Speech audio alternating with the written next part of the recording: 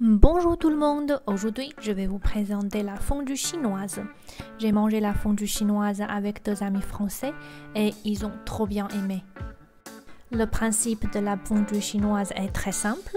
On cuit les ingrédients dans le bouillon placé au centre de la table. Quand les ingrédients sont cuits, on les trempe dans une sauce placée dans un bol. Et enfin, on peut les manger. Miam, miam, miam. Pour réaliser une fondue chinoise, nous avons besoin des ingrédients, d'un bouillon et d'une sauce. Je vais vous présenter comment préparer tous ces éléments. Commençons par les ingrédients. Pour moi, la grande qualité de la fondue chinoise est qu'on peut préparer les ingrédients comme on veut. Vous pouvez faire votre propre recette selon votre goût. Je vous montre ce que j'ai préparé. Selon vos préférences, vous pouvez préparer la viande, les légumes, les champignons, les produits de soja, aussi les fruits de mer. Vous choisissez ce que vous voulez, mais pas de fromage. Comme les Chinois utilisent les baguettes, on coupe tout en petits morceaux et en plus, ils sont plus faciles à cuire. Pour la viande, le bœuf et le mouton sont les deux viandes les plus courantes. On les coupe en tranches très fines pour la fondue.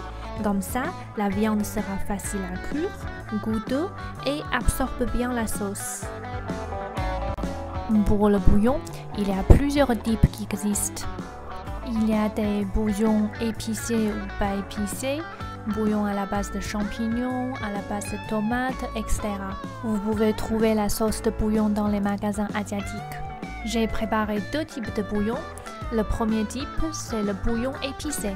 Il faut juste mélanger la sauce de bouillon avec beaucoup d'eau, au moins 2/3 de casserole. Moi, je mets toujours 1 ou 2 cuisses de poulet pour avoir un goût plus riche. C'est la sauce de bouillon que j'ai trouvée dans un magasin asiatique. Comme elle est vraiment très épicée, j'ai utilisé donc juste une petite moitié.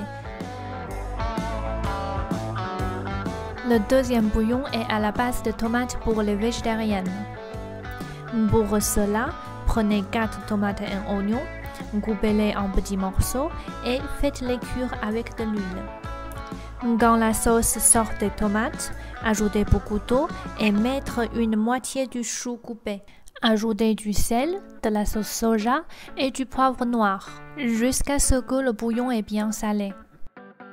Il nous reste encore une sauce. Une fois cuits, les aliments sont trempés dans cette sauce placée dans un bol ou une coupelle individuelle. Cette sauce varie selon les villes et les régions. Je vous présente un type de sauce qui vient du sud de la Chine.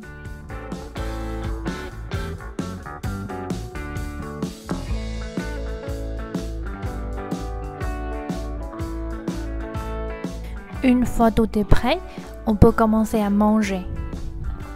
On met les ingrédients dans le casserole. Quand les ingrédients sont cuits, on les sort et on les mange avec la sauce.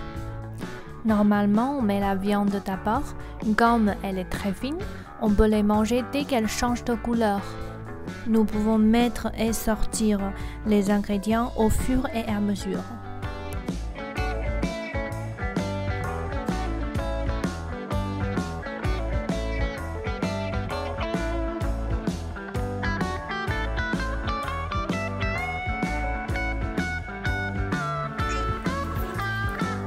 La fondue chinoise existe dans presque toutes les villes de Chine. Chaque région a sa propre façon de préparer une fondue, que ce soit le bouillon ou la sauce. On aime manger la fondue en famille et avec ses amis. On peut organiser une fondue à la maison ou aller directement dans les restaurants spécialisés. Et souvent, au restaurant, la fondue est un buffet à volonté.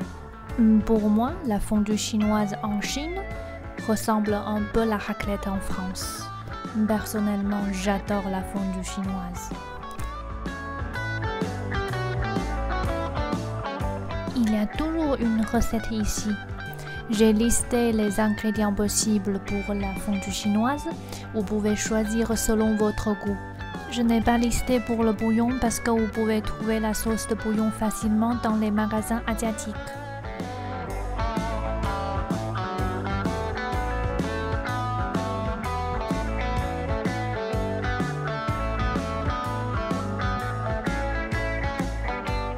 Le moment du cours de chinois. Fondue chinoise en chinois a deux noms, 火锅 et 涮羊肉. 火锅 est le nom utilisé au sud de la Chine. Afin d'avoir plusieurs types de bouillons différents, les casseroles spéciales pour les fondues sont généralement séparées en deux ou trois.